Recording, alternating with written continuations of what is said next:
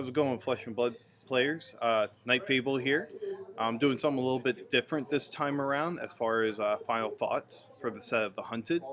Um, I have another YouTuber here, Chad. He can explain about that a little bit. Hello, hello. So my name's Chad. I run the Bleak Expanse Discord, and I also have a channel called Roll Scabs Break Gamblers because I'm a root player and I do that a lot. So All right.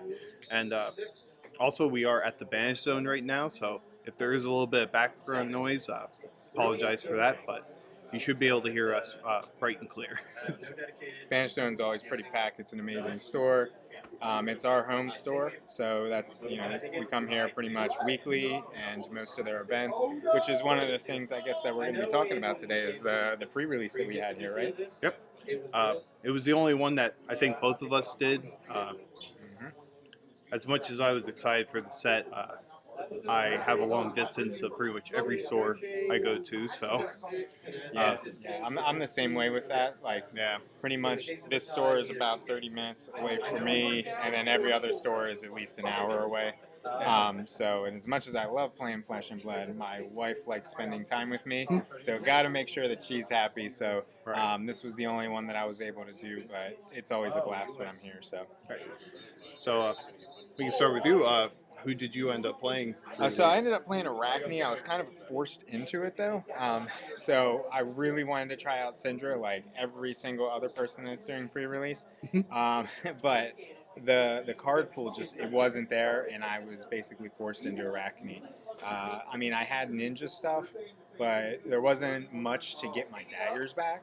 Yeah. And the warrior stuff was pretty much non-existent, which is wild for 8 packs. Like not to have, and like being only able to build one hero. It seemed weird. You just seen the packs that you ended up getting. It was just because I know it's not like that's not how the boxes are. The boxes usually have a really good spread. Right. It's just the packs that I got. There was really nothing else I could do. It was Arachne all day. But what about you? Who'd you play? I did end up playing Syndra. Nice, of course. Well, I almost went to Fang, but the Majestic I pulled, like, I had to have 3 of the fealty tokens. Yeah, yeah. And I just didn't have the build for it. Yep. Otherwise, I would have a really nasty Fang deck. Yeah, yeah. Yeah, Fang seems pretty cool. I've been playing against him a lot on Talishar and like CC and stuff. Yeah. Seems he's better in limited than CC. But again, we're still early. Right. You know, it's not like any of these heroes have really been figured out yet. Right. Syndra's probably the closest one to be figured out. But just from and it's also the deck that I'm playing. Yeah. You know, that I'm not really too worried about Fang. Syndra, on the other hand, it seems like for me is more of a 50-50. Also, I'm playing a really weird deck. I'm playing Rhinar, Count Your Blessings. Not going to get into the details of that. Started out as a troll deck, but here we are, and I'm actually trying to build it, so that's a whole thing. Arachne is Arachne. I mean, yeah, how did it feel doing all the heroes switching? So it didn't happen as much as I thought it was going to. Once I started figuring it out, I would say it happened maybe 3 times a game, and that was pretty much it. And I don't know what happened with my dice, but I only ever rolled a 1, 2, or 3, and it seemed to always be in succession, where I would roll the 1, then I would roll the 2, then I would roll the 3. And I'm just like, okay, I would like to see what 4, 5, and 6 do, but Yeah. But it was pretty cool. Like I had a lot of fun. Most limited, I always have a lot of fun with. That's the thing. It's pre-release too. Like even with Syndra, even though I should know how most ninjas operate, but It's a little different. yeah. And with that too, it's like I look at spoiler cards, but I don't dig into it as much as like most people do. So like I wasn't too familiar how the whole marked and fealty combinations worked and all that. That's where I'm at. I like to be surprised when I go to pre-releases, and I know some people that go, and it's understandable. Like there was prizing on the line for like top 8 here, which I did not know that either. well, I didn't know that until I got here. Yeah. But so like I understand where people are gonna do their research, look at all the cards, and then okay, what's the best thing for me to build so that way I can do well at this. Right. I like being surprised. I like opening up the packs, sorting them out, not reading them while while I'm sorting them, Right. and then read the cards. But of course, unfortunately, like any legendary pops up, we know what they did. Yeah, we know those. That's the thing. Is I'm really excited for what is it, quick dodge or Is it the one that you keep blocking with? yeah, that thing is so quick dodge reflexers. I think it's called. Um, that is so good. I was playing it last night, and it blocked for 8 in one turn. Yeah. A pair of boots blocked for 8. It's pretty much a sideboard staple anymore for any aggression. Absolutely. And I honestly think it's a main board for Guardians. Like, Yeah. why would you run anything else? Right. They don't have a leg piece. Yeah, that's yeah. I mean, you have the one that gives a quicken. Yeah, but there's a downside that you're giving your opponent a quicken. Yeah, and a lot of times you don't want to do that. But Right. you know, I just there's some cards in this. The new Brute card that's in the expansion slot is really good. Attack for 6, block 6. Oh yeah. It's a yellow pitch. Yep.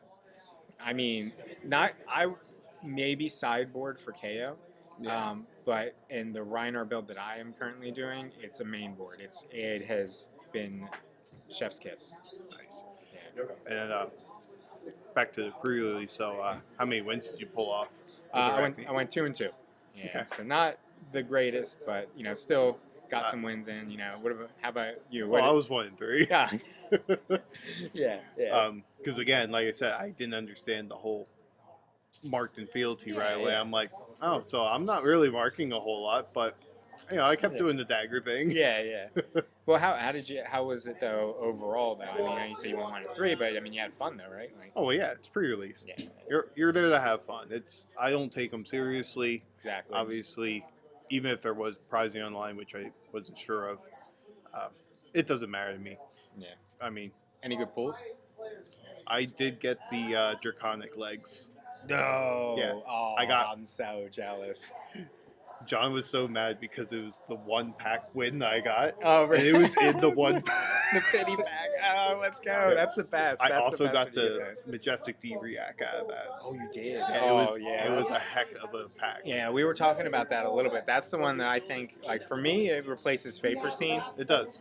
depending on the deck. So, like if I were to have a Favor Scene in a normal Rhino deck or like a KO deck, it would still be Favor Scene over that new one. But with my Rhino deck and pretty much, everything else, I think that's now what replaces it.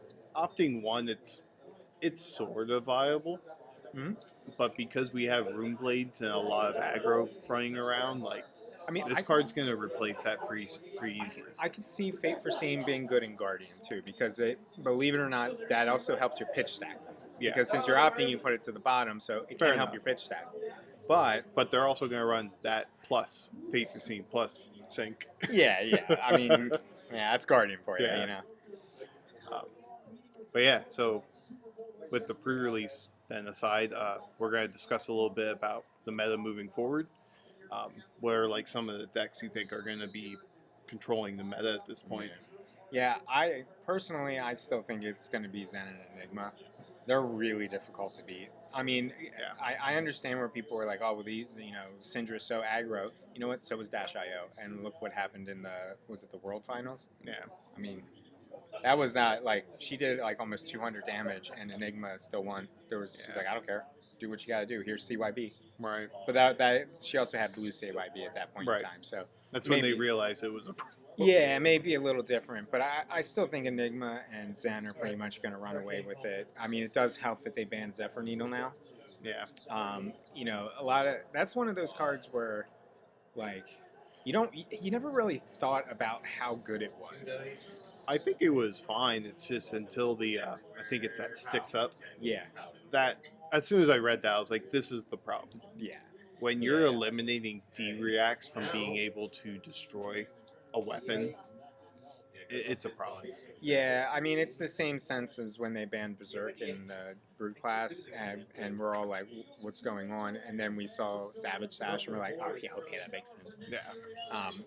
It still kind of sucks, though, because it's not okay, Zen's a problem, but, in the same sense, though, it does kind of suck for, Katsu. You're really the only person I know that plays Katsu anymore. in case people didn't realize yet with all my videos, Katsu is pretty much my favorite hero of all time. Um, but yeah, even the specialization, it will be in every deck, but it's not groundbreaking by any means. Yeah. Um, I don't see the Surging Strike line being viable in him at all. Yeah, it's more viable in Zen. Yeah. And it's sad to say that, but you know, I mean that's the nature of the game though, because he's one of the very first heroes.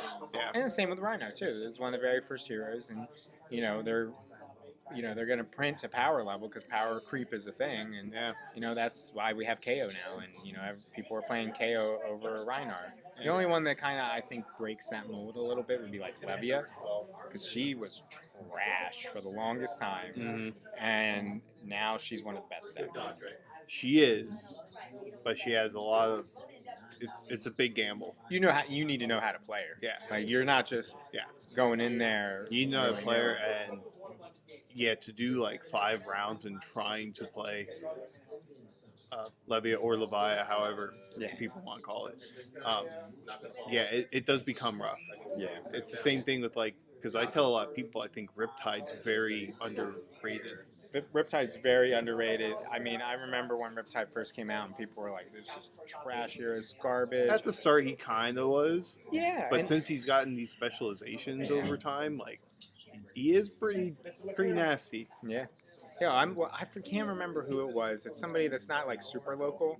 They have their own YouTube channel and podcasts and stuff.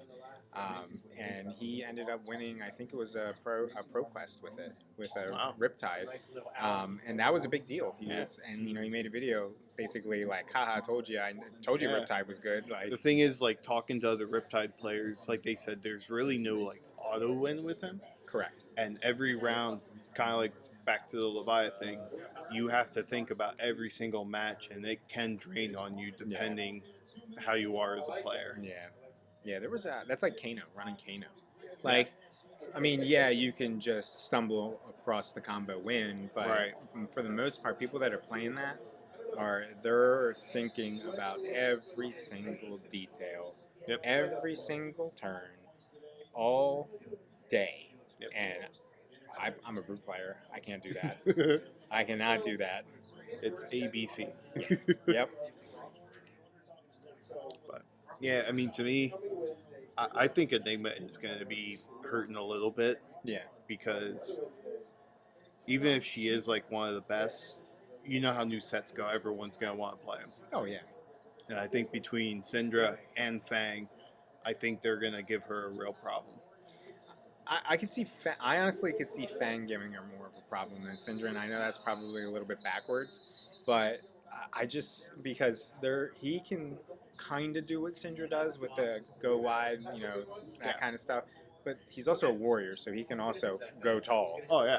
So, like, having that flexibility of being able to do that, I could see being a problem. The thing with Enigma is that she hates the go wides because of popping wards. Yeah, but if I guess what I'm trying to say, if she is ready for go wide, that's what she's going to be thinking because that's what she hates, and then they go tall instead. Well, now it's like, crap. Maybe I sideboarded completely wrong. Maybe I played this hand completely wrong because I misjudged what they were doing. Right. And I can see that a lot now. I know, like with my Rhinar build, I get Enigma down pretty low, but it's not. God, there's no way. I need to wait till she's gone before I break out that Rhinar. And honestly, Ira's going to be a menace even without Needle. Oh my god, I just played into an Ira with all the new cards, and she is so much better. Yeah. So much better, because she was a fair hero for the longest time. Yeah. Not in Blitz, but like when she was just recently-ish released. Yeah. She's been a fair and balanced hero, and I know we say that as like a joke, fair and balanced, but she really was. Yeah. I don't think she is now anymore. No. Especially if she'll be like, Kadachi, and you're like, okay, I'll let it hit, and then Kadachi, and then you block it because, you want to disrupt that 3-up, and she's like, flick knives. Yep. And now it's like, oh, well, now there was a hit on that chain, so now that block didn't mean anything. So you almost have to now wait for that third hit. And now you're like, is she running any attack reactions? What's, Not even that, just the throw dagger and then re-equip. Yeah. combination. I mean, you're drawing a card, Yeah. throwing a weapon. Mm-hmm. Yeah. Like, yeah, there's. To me personally, I think we're heading into a ninja meta, Oh, which I don't think has happened. no, it's Uprising all over again. Yeah, Uprising was very much like it but started. Uprising was just Fi, It was just fine. where Yeah. now you're seeing Oh, I see what you're Ira, saying. You multiple Syndra, ninjas. Yeah. Zen, Yeah. possibly Fi. Listen, nothing can be worse than the Phi meta when Stubby Hammer was that, and Art of War was, oh my god. There was just no answer for it. Yeah. Unless, and like, I mean, you could be playing Icelander and you would do well until they hit their Art of War, and now they break Right. their Stubby Hammer and they're just going all out, and you're like, all right. Yeah, I didn't get to experience Stubbies until I played Living Legend. Yeah, and it's not fun. I see why I missed it. Yeah, it's not fun. But no, I do enjoy Living Legend for sure. Living Legend is fun. I enjoy it as well. As a brute player, it's a little hard for me because I want to play brute, Right. and it's like, what They're am I not gonna? there yet. No. But It's not ninjas now, with this new set, ninjas are now there. Yeah, absolutely. Because now Zen can play Zen for Needle, do all the crazy daggers. Mm-hmm. Mm-hmm. And let's just add Art of War and Plunder runs into the mix. Oh, I miss Plunder runs. But yeah, too bad actually. Anything else that you want to like discuss or anything?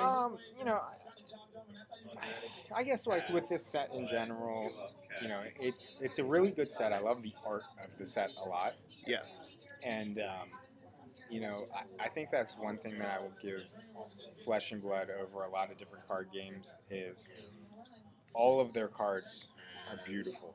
There's very few misses when it comes to that. I mean, when I was doing the pre-release, I pulled, it was a common, and I'm like, wow, holy crap, look at this card. This has to be a Majestic. Like, I Yeah. must have hit money.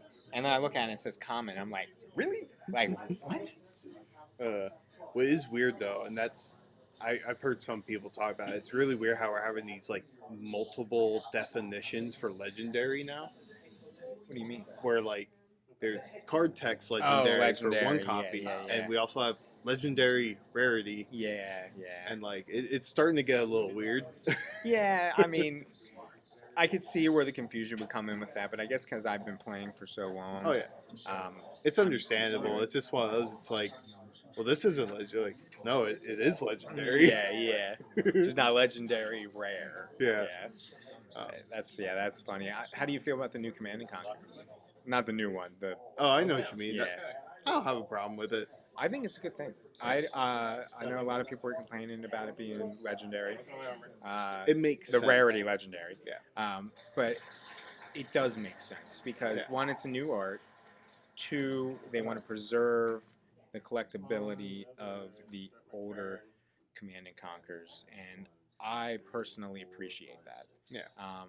You know, there's other card games that don't care about that whatsoever, and they'll print everything to oblivion, and everything is game pieces, and you know I mean, technically everything is game pieces, but like they want everything to be, you know, a couple of dollars at most, and I understand the accessibility of that, but it is still a collectible card game. Yeah. So like there needs to be some sort of collectability to it, in my opinion. That's the thing too. Like people kind of complain about, oh, like there's no workaround with it. It's like there actually is. I was running Wreck Havocs in my Myra build instead of CNCs until I finally got access to them. Yeah. I'm like, it's the same. It's kind of the same thing. It's a little bit weaker, but they can't play defense reactions. You can blow up their arsenal if there's a D react in there, and if not, it stays face up, so you know what's there. Yeah, well, and they printed out other cards too that are, if it's an action card that's in there, destroy it. And if it's an action, destroy it if it's a non-attack action. Like they've been doing Command and Conquer that's not as good as Command and Conquer for a bit now. Like budget, it's like budget build. versions, and that's completely fine. Like if you can't afford a Command and Conquer, maybe you shouldn't be playing card games. You know, well, it's a thing of people forget the idea of there's two levels. There's a casual armory play, and then there's competitive. Yeah. You can go into an armory and do just fine at armory level. Yeah. I mean, we just had a new player today. Mm-hmm. Had a KO deck. Yeah. How much, like, how expensive is that deck? Oh, well, he played my KO deck. Right. But, like, how expensive is that really? Well, if you take out all the expensive cards, it's basically that $8 KO deck I made. Right. So like I made like that deck that I made that's worth $8 will win games here. I personally think it's a 2-2 deck. Right. That's what 2 wins, 2 losses. Yeah. You can add the power cards in. Yeah, it'll get your chances to be better to go 4-0, 5-0, whatever. Right. But especially now with the gem packs that we're getting, yeah, does it really matter to go undefeated anymore? And right. I think that's something that LSS is doing right, is they're taking that Armory is supposed to be casual, so let's make it casual. Yeah. And while as much as I liked winning cold foils and doing all that kind of stuff, I would rather it be more friendly to newer players. Right. You know what I mean? I mean, today you were playing what, a $15 deck you were saying? Yeah. Like, I'll have some future videos in the future. I'm gonna start putting some budget builds together, and now I'm gonna increase them over time. So, something for you guys to look forward to. Yeah, I mean, I took my KO deck $8, and I did $50 of upgrades, and those $50 of and you can upgrade it however you want for $50. Yeah. But what I did was I added 3 Blood Rush Bellows, so that's $15, and 1 Savage Sash, $30. So technically it was $45 upgrade. But I took and that's enough. And that's enough to do a lot of stuff with. Yeah. Or you could take out the Blood Rush and put in Cast Bones instead, and now it's still but but I mean, but it's still under, like, you know what I mean? Yeah. Or you can put in 3 Swing Bags. Yep. Like, and that's and that's a lot too. And some people might argue about it, but the armory decks, I know they try to encourage that. That's for like new players to get into the game, but a lot of competitive people want those cards that are in there, so it makes it a little difficult.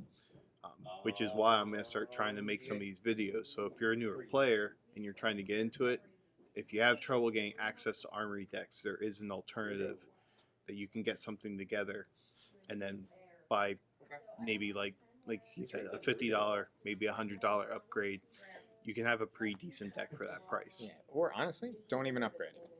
Just come in, play, learn your deck, and eventually, like, honestly, I could take that $8 deck and I would do just fine here because I've played the hero so much. I know the play lines, and that's most of what this comes down to. Right.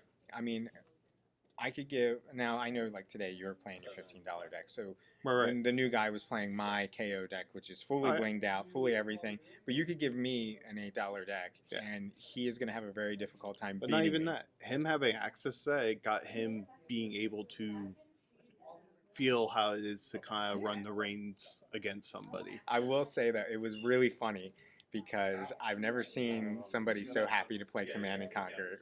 He was so happy every time he played Command and Conquer. There'd be something in like James's arsenal or something, and he's like, I'll do pulping, I'll do this, attack with claw, and here's Command and Conquer to end it off. And I could just see James.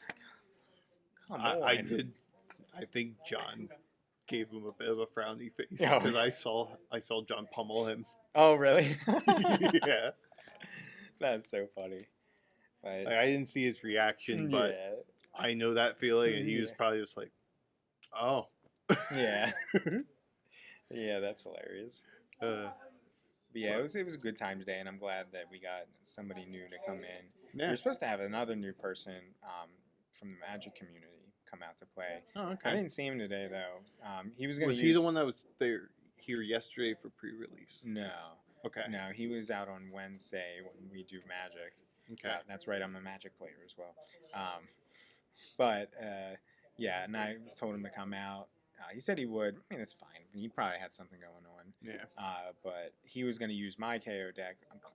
I'm not. I mean, I wanted him to show, but I'm glad that this other new person. That actually came out got to play my deck. Right. So.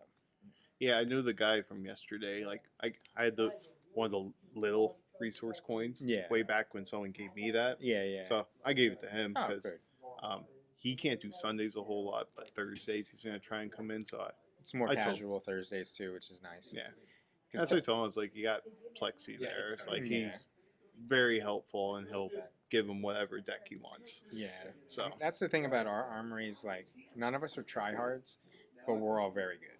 Yeah. And that's where it comes into, like, that's one of the main reasons that we're building these decks, these armory decks, yeah, because you need to be able to at least feel good when you play against people Oh, that yeah. have been playing for a long time. Right. And none of us are, world champions or anything like that, but we've, well, we might have one in the making. yeah, I mean, yeah, who knows? This kid's pretty good. But, I mean, most of us have qualified for either a Pro Tour or, nationals. Yeah. I know me and Brian both made it to Las Vegas Nationals. John's going to Pro Tour this.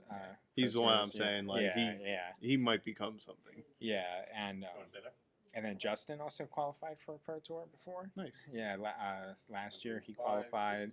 So I mean, I could go down the list. Yeah. All of us have done something, and or have gone to a bigger event and have performed well. I've gotten close. Yeah, yeah. I mean, like that's the thing, is even just getting close, that says something, because like when you go to a battle hardened or you go to like those things, Yeah. like, they're not easy. No, None but of it was Farber Cove after the heavy hitters release. Oh yeah, Running Katsu, I got in 9th, nice. but it, like also pinched a nerve. Yeah. There's the 9th place always stings. Yeah, it was last year. Well, because I lost to the guy who came in 2nd. Yeah, I lost to John, who came in top 8, yeah, and that's probably it. yeah, I think that was it. Yeah. Yeah. So it's like I lost to In the top 8. best players. Yeah.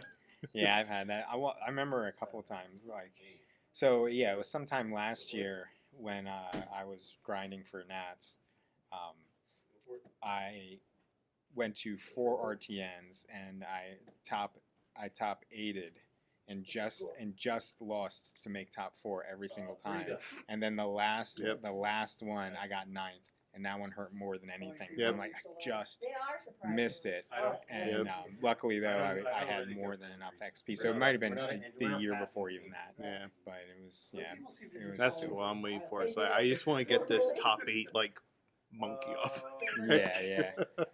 Yeah, you'll get there. Yeah. Everybody gets there. I remember Jonathan Price. He hadn't been like top 8 or anything, and then last skirmish season, he finally top 8'd with Levia, and I could tell I could see he almost wanted to cry. Like he was so happy, and I was happy for him. Oh yeah.